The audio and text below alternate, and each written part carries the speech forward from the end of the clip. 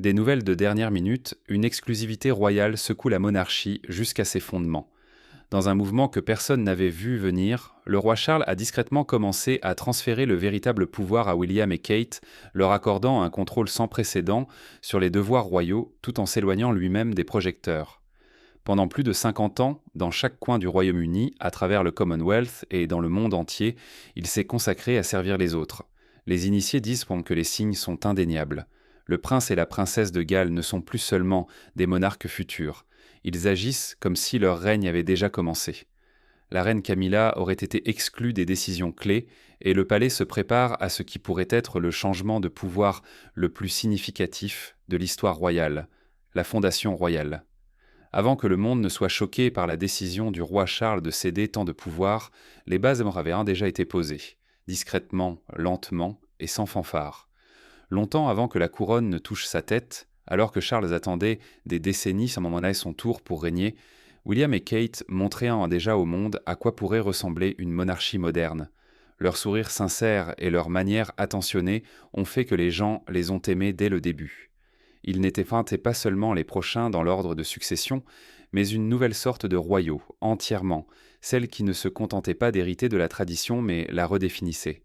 Lorsque William et Kate se sont mariés en 2011, le monde n'a pas seulement été témoin d'un mariage royal, il a été témoin d'un changement. Leur sourire n'était pas répété, leur regard n'était pas mis en scène. Leur amour semblait réel, et cette authenticité a fait croire à des millions de personnes que la monarchie pouvait évoluer.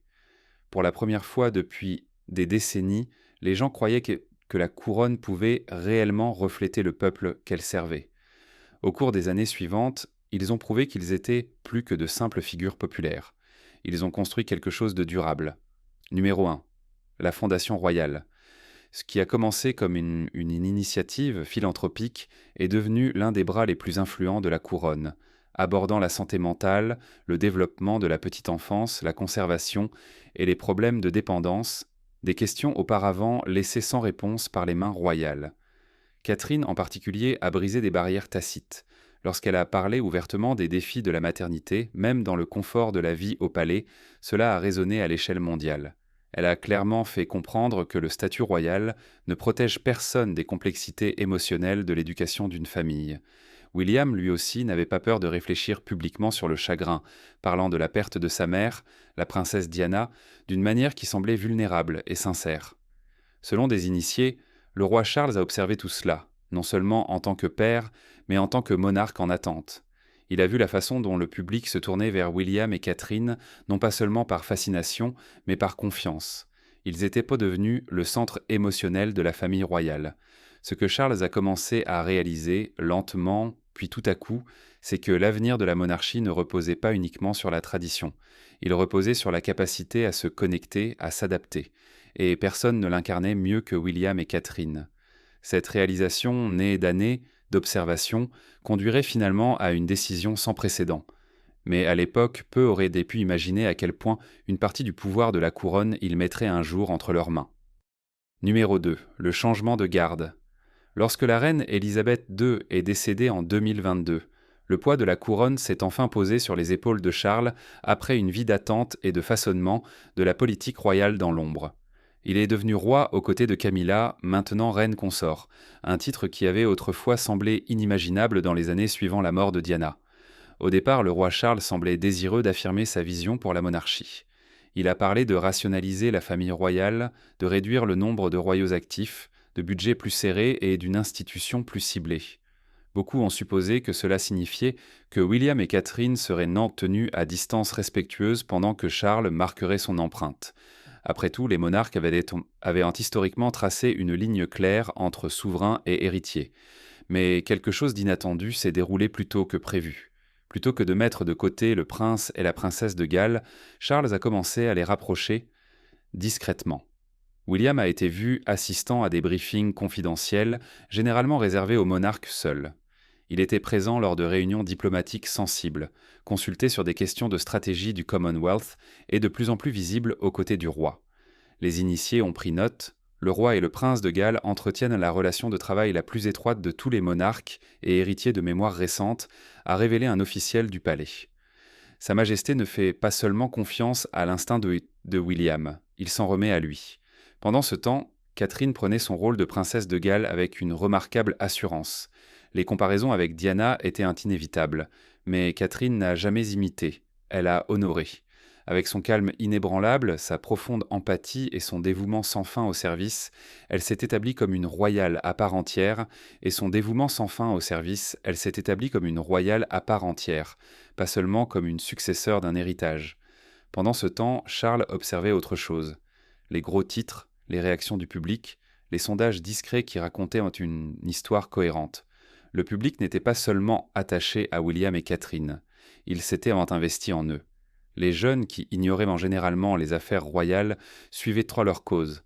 Les médias mondiaux les plaçaient souvent au-dessus du roi lui-même sur les premières pages. Leur présence apportait à la fois de la gravité et de la chaleur, deux traits rarement trouvés ensemble.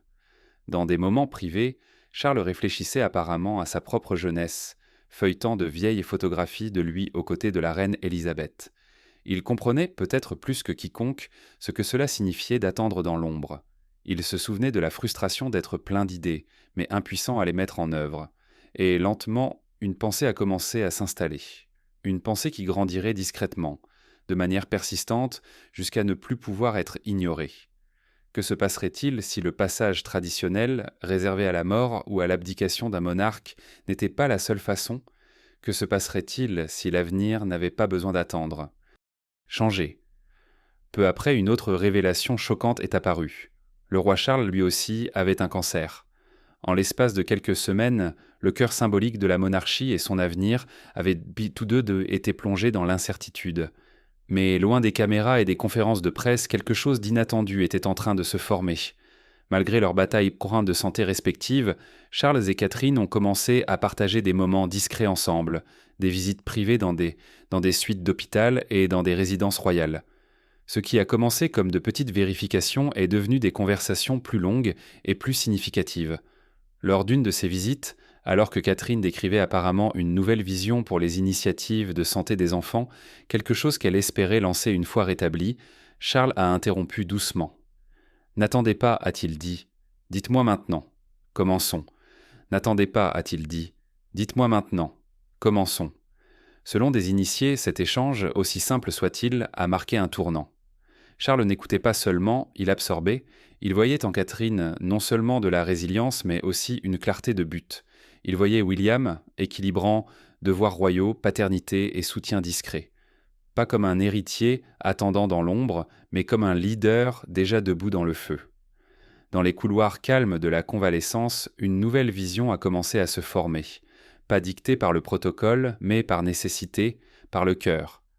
La monarchie, longtemps gouvernée par la tradition et le timing, était sur le point de faire face à son changement le plus profond depuis des générations.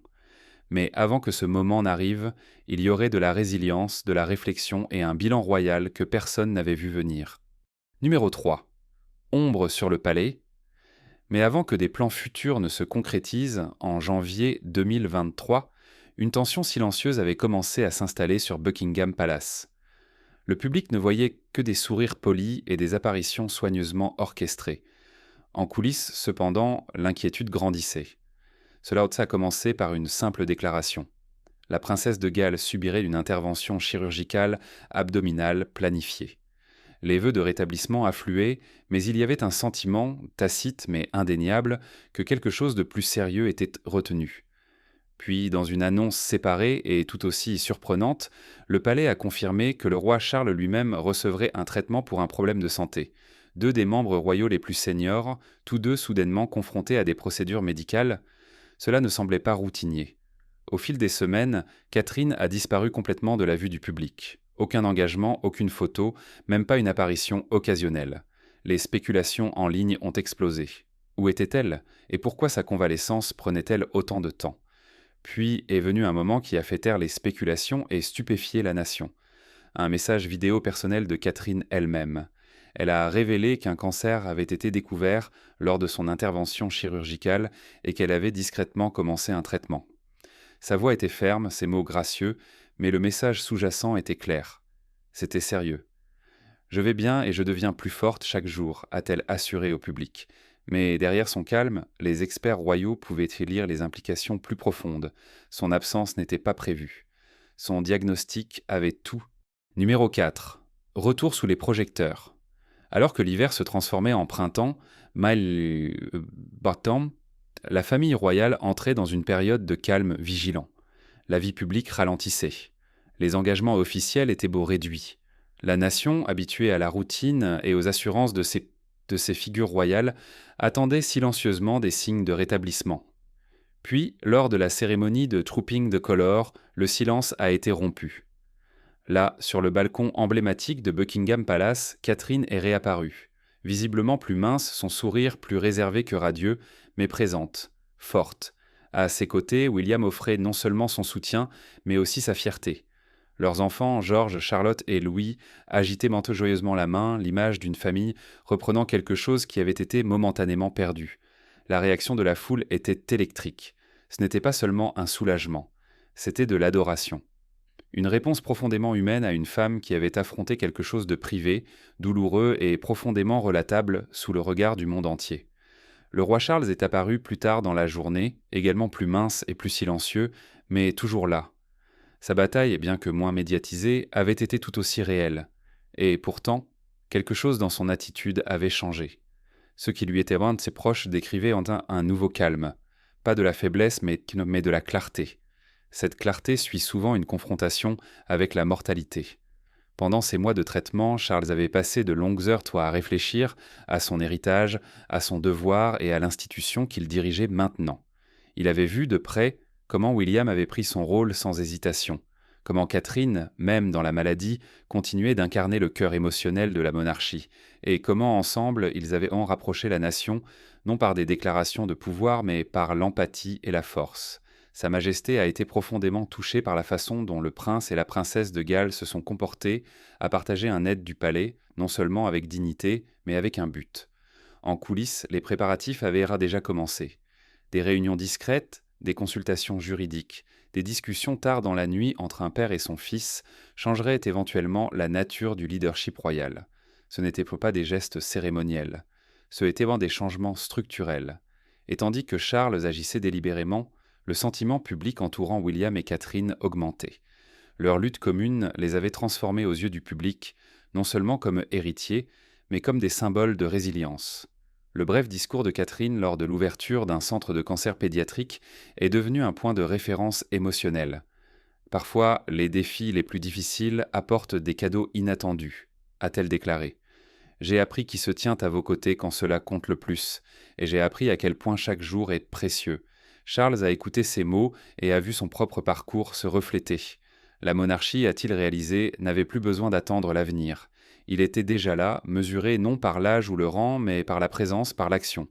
Et donc, à l'approche de l'automne, le palais est devenu tendu à nouveau, non pas par crise, mais par anticipation.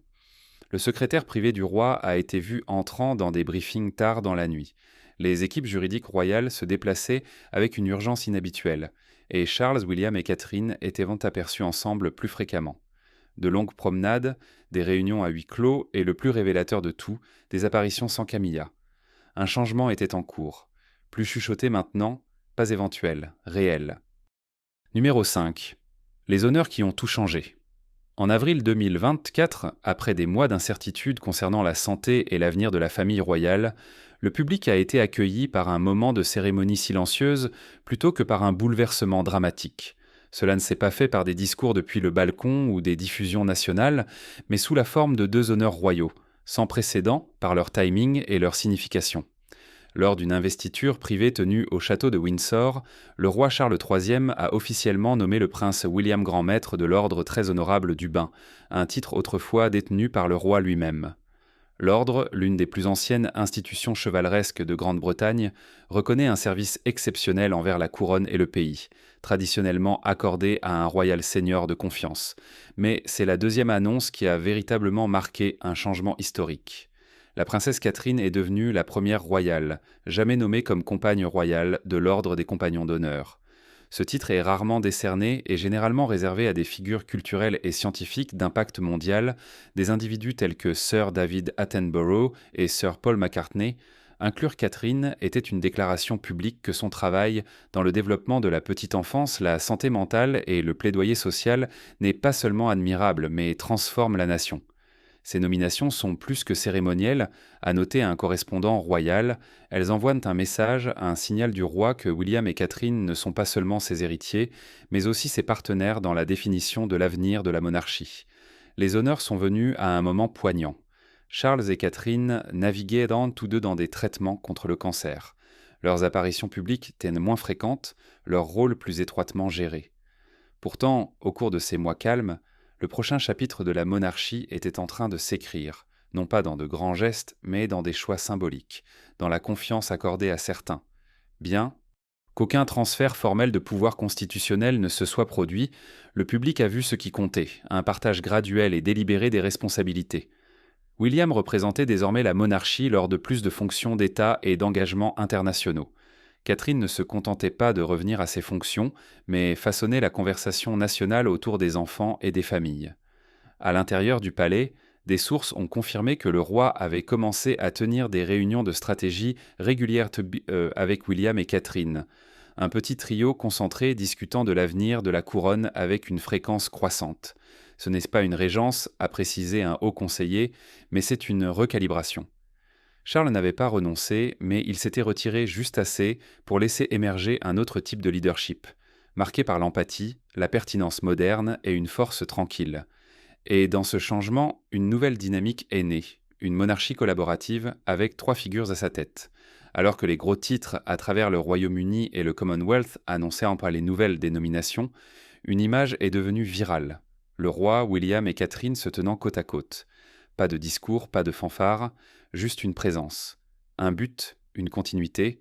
Ce n'était pas une révolution. C'était une révélation de la façon dont la monarchie allait désormais avancer, ensemble. Numéro 6. Murmure de changement. Au début de l'automne, les signes n'étaient pas plus subtils. Alors que le palais maintenait son apparence soignée, ceux qui observaient Tran de près pouvaient le sentir. Un réarrangement du pouvoir prenait forme discrètement. Cela a commencé par une anomalie de programmation. 3 réunions diplomatiques de haut niveau, traditionnellement gérées par le monarque, ont soudainement été déléguées au prince William. Ce n'étaient pas des coupures de ruban cérémoniels ou des engagements de routine. Elles impliquaient des dirigeants internationaux, des discussions commerciales et des affaires sensibles du Commonwealth. Les observateurs royaux, toujours attentifs aux nuances, se sont demandé pourquoi maintenant. Simultanément, Catherine a été vue arrivant au palais de Buckingham pour une série de réunions à huis clos, non pas avec le roi ou le prince William, mais avec les conseillers les plus seniors du monarque. Elle est entrée seule. Elle est restée pendant des heures. Elle est partie sans commentaire. Pour une consort royale, ce niveau d'implication directe était presque sans précédent. Les rumeurs ont commencé à se répandre. Un mémo interne divulgué faisait une référence à une redistribution significative des responsabilités royales prévues pour l'année à venir. Les commentateurs ont spéculé. Le roi Charles prévoyait-il de se retirer ? Était-ce une réponse à des préoccupations de santé ou quelque chose de plus stratégique ? J'ai couvert la monarchie pendant plus de 3 décennies, a déclaré un ancien correspondant royal. Je n'ai jamais vu quelque chose d'aussi contrôlé. Le travail juridique, le silence des conseillers seniors, les ajustements de protocole, cela semble historique. Puis vint Noël à Sandringham, une fête généralement empreinte de tradition et de hiérarchie symbolique. Mais cette année, la tradition s'est pliée. William et Catherine sont arrivés en premier.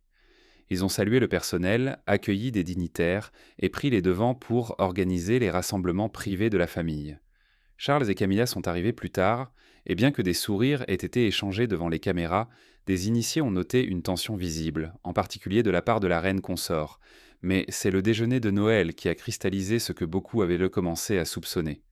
Alors que la famille se rassemblait autour de la longue table, Charles s'est levé pour prononcer le traditionnel toast royal, mais au lieu de lever son verre, il a remis le moment à William. Le jeune prince s'est levé, préparé. Son discours élégant, réfléchi et ancré dans le devoir, parlait de service, de force générationnelle et d'un chemin partagé à l'avenir. Ceux dans la salle ont décrit le moment comme calme, mais indiscutable. Un passage symbolique de flambeau délivré sans fanfare, mais impossible à mal interpréter. Un regard échangé entre père et fils en disait plus que n'importe quelle déclaration officielle, un monarque portant encore la couronne regardant à travers la table l'homme qui aidait déjà à porter son poids. Pour ceux qui observaient, ce n'était plus une question de si, mais maintenant une question de quand. Numéro 7. Le moment qui a tout dit. En janvier 2025, la monarchie britannique n'avait pas changé sur le papier, mais pour ceux qui prêtaient attention, l'équilibre des pouvoirs avait discrètement changé. Il n'y avait pas eu d'abdication, pas de bouleversement constitutionnel, mais les signes étaient impossibles à ignorer. Le jour du Commonwealth, l'une des dates les plus significatives du calendrier royal, les fonctions d'accueil de l'événement avaient traditionnellement appartenu au monarque. Mais cette année, dans un mouvement silencieux mais sans précédent, le roi Charles était absent. La raison, officiellement, était le repos. Une précaution, ont déclaré les aides, suite à son traitement récent. Mais peu ont manqué la signification de ce qui suivait. C'était le prince William et la princesse Catherine qui sont arrivés à l'abbaye de Westminster dans la voiture de tête. C'était William qui a déposé la couronne du Commonwealth. C'était Catherine qui a prononcé les remarques liminaires lors de la réception post-service, la première fois qu'une princesse de Galles parlait dans ce rôle. Et ce n'était pas seulement leur présence. C'était la façon dont le palais l'a présentée. Chaque communiqué de presse, chaque photographie officielle, chaque ligne de commentaire des aides royaux a présenté William et Catherine non pas comme des remplaçants, mais comme la couronne en mouvement. C'est un passage subtil mais très délibéré, a noté un correspondant royal de longue date. Le roi n'a peut-être rien dit, mais son absence en dit long. En effet, à l'intérieur du palais, des murmures avaient déjà commencé à décrire cette période non pas comme une transition, mais comme une co-règne en tout sauf en nom. Charles, après une vie de préparation, choisissait de régner par délégation. Il ne se retire pas, a déclaré un aide du palais. Il se retire, stratégiquement, laissant William et Catherine façonner la monarchie, tout en pouvant encore la guider. Le public a vu la différence. Les taux d'approbation de la monarchie, en particulier parmi les jeunes générations, ont commencé à augmenter pour la première fois depuis des années, grâce en grande partie à la présence constante et à l'authenticité émotionnelle de William et Catherine. Leur cause, autrefois considérée comme étant comme une diplomatie douce, portait en eux maintenant le poids de la politique. Leurs apparitions n'étaient pas seulement symboliques, elles étaient substantielles.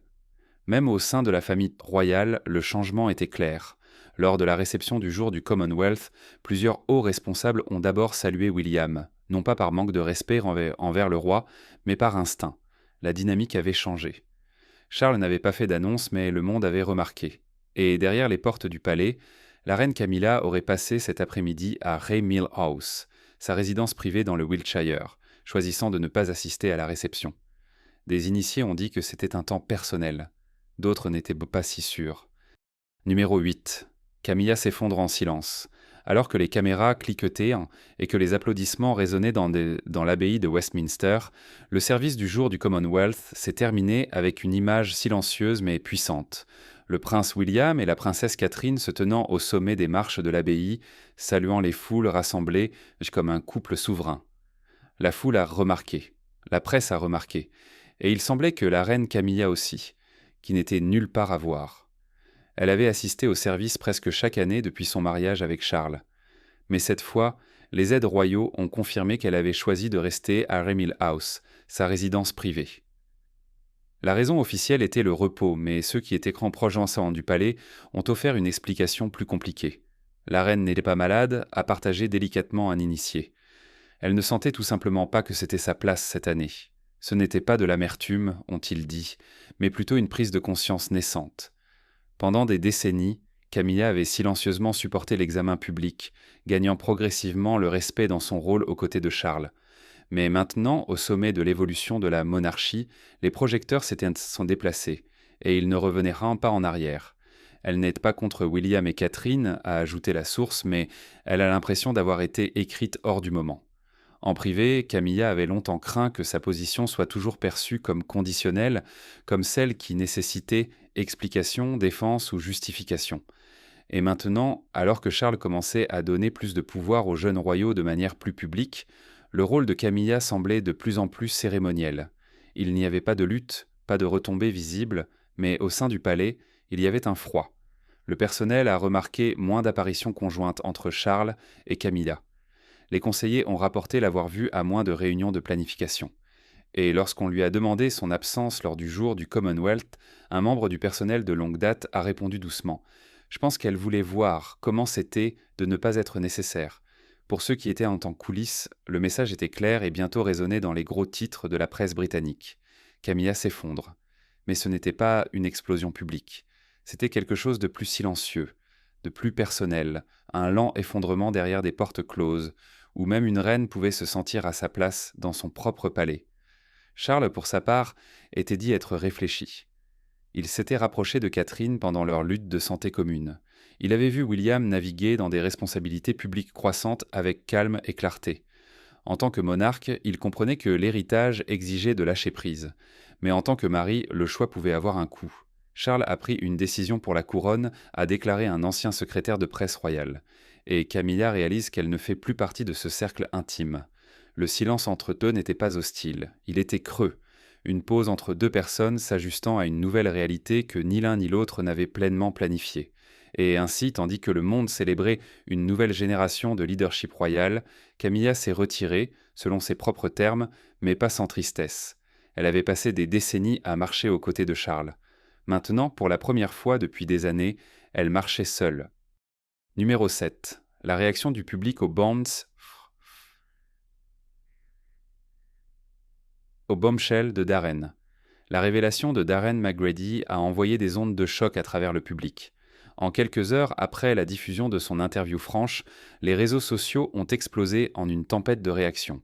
Ces mots émotionnels ont donné voix à des sentiments longtemps soupçonnés, surtout parmi les partisans de Diana, qui avaient passé des années à croire que la défunte princesse avait été traitée injustement, tant dans la vie que dans la mémoire. Darren, merci d'avoir enfin dit la vérité, a posté un utilisateur.